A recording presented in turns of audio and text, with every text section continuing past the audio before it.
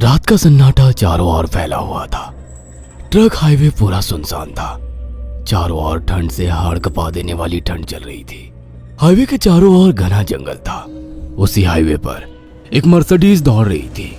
उसमें 3 लोग सवार थे, राहुल, निधि और उनकी 10 साल की बेटी तानिया।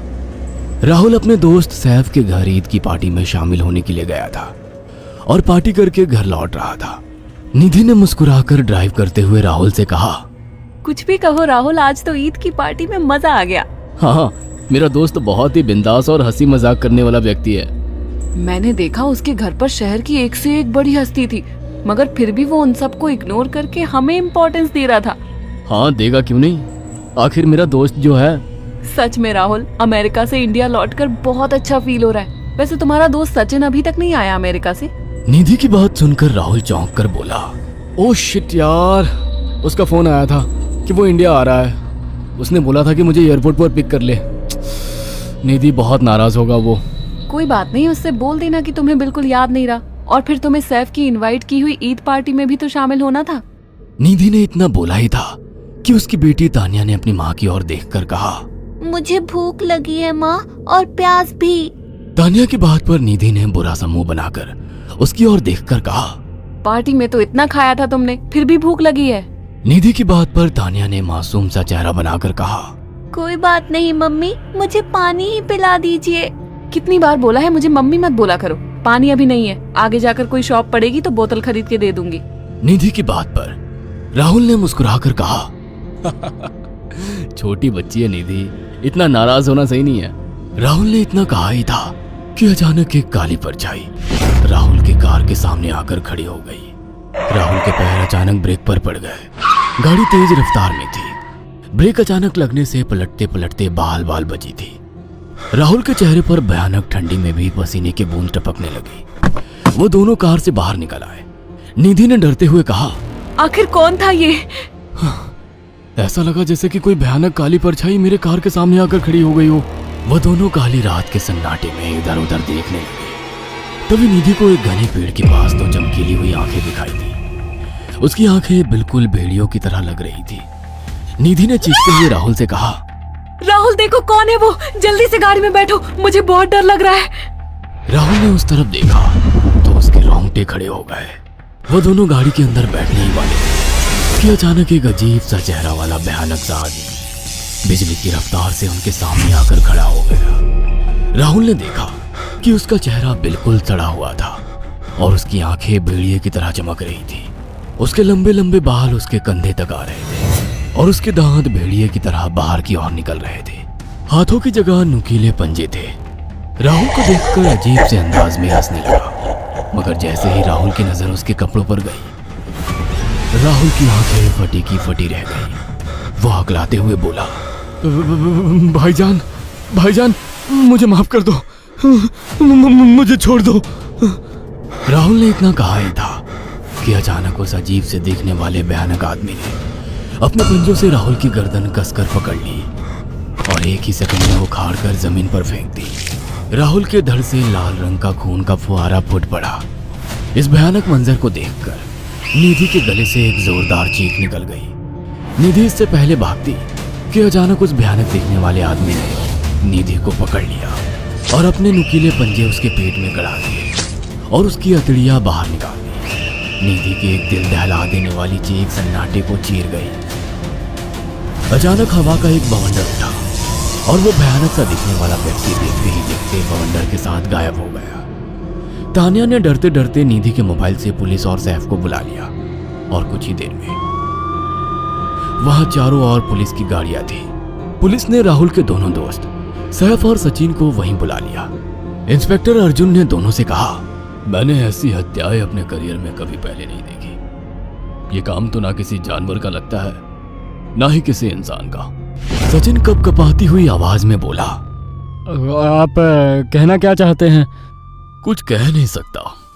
जिस किसी ने भी इन दोनों को मारा है, उससे एक बात तो साबित होती है कि वो इन दोनों से हद से ज्यादा नफरत करता था। अब सारी सच्चाई तो यह बच्ची ही बता सकती है। इतना बोलकर इंस्पेक्टर अर्जुन तानिया के पास चला गया, जो बेहद डरी हुई थी। तानिया ने आंखों देखी सारी घटना इंस्पेक्टर अर्जुन को बता दी। तानिया की बात सुनकर इंस्पेक्टर अर्जुन कंफ्यूज चेहरा लेकर मोबाइल पर किसी से बात करने लगे। सचिन इंस्पेक्टर के पास आ गया और सैफ भी डरता हुआ इंस्पेक्टर अर्जुन के पास आकर बोला, क्या हुआ इंस्पेक्टर?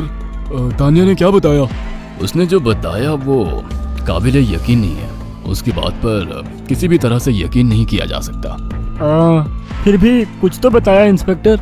हाँ, उस बच्चे के मुताबिक एक भूत ने निधि और राहुल को बड़ी बेदर्दी से मारा है। इंस्पेक्टर की बात सुनकर दोनों बुरी तरह से चौंक गए। क्या मतलब है इस बात का? बच्ची बेहद डरी हुई है। हम आगे की तफ्तीश जारी रखेंगे। निधि और राहुल तो चले गए, अब तानिया को मैं रख लूंगा। नहीं, राहुल मेरा अच्छा दोस्त था। तानिया अब मेरे साथ रहेगी। देखिए, बच्ची के माँ बाप अब इस दुनिया में नहीं है और आप दोनों भी शादीशुदा है। मुझे नहीं लगता कि आप दोनों बच्ची की सही से देखभाल कर सकते हैं। मेरी कोई औलाद नहीं है। मैंने अपनी पत्नी को फोन कर दिया है, वो भी IPS ऑफिसर है। ये बच्ची आज से मेरे साथ रहेगी। उसका मासूम चेहरा मेरे दिल में उतर गया है। अब तुम दोनों जा सकते हो। पूछताछ के लिए मैं जब भी तुम्हें बुलाऊं तुम दोनों आ जाना। इंस्पेक्टर ने ये बात बोली ही थी कि अचानक वहां पर मौसम बदल गया। चारों ओर काली घटाएं छा गई और एक भयानक बवंडर उठा और देखते ही देखते सब पुलिस वालों के सामने वो भयानक चेहरे वाला आकार सबके सामने खड़ा हो गया। उसको देखकर सबके रोंगटे खड़े हो गए। देखते ही देखते उसने अपने भयानक पंजे सैफ की आंखों में डालकर उसकी आंखें निकाल ली। सैफ ने चीखते हुए वहीं दम तोड़ दिया। उस भयानक आदमी को देखकर सचिन उसके पैरों पर गिर गया। तुम तो भाईजान से कपड़े पहने हो। मैं समझ गया, तुम भाईजान हो। मुझे माफ कर दो भाईजान, मुझे यहाँ से जाने दो। मैंने कुछ नहीं किया था। वो भयानक चेहरे वाला गुर्राते हुए बोला, बता इन सबको कि ये सब इतनी भयानक मौत क्यों मरे।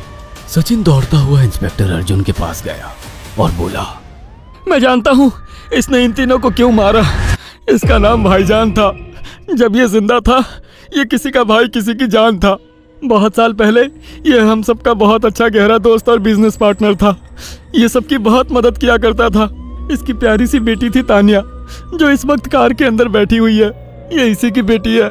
भाईजान अपने सारे पैसों से एक बहुत बड़ा हॉस्पिटल खोलना चाहता था जिससे गरीबों का मुफ्त इलाज किया जा सके, मगर हम तीनों इसके लिए तैयार नहीं थे। हमारी नीयत उसकी दौलत पर खराब थी और एक दिन हम सब धोखे से ईद के दिन भाईजान को यहाँ ले आए और इसे मारकर फेंक दिया। तो फिर तुम सबने इसकी बेटी को क्यों जिंदा छोड़ दिया? हमें बाद में पता लगा कि भाईजान ने सारी जायदाद अपनी बेटी के नाम कर दी है, इसीलिए हमने भाईजान की पत्नी को भी मार दिया।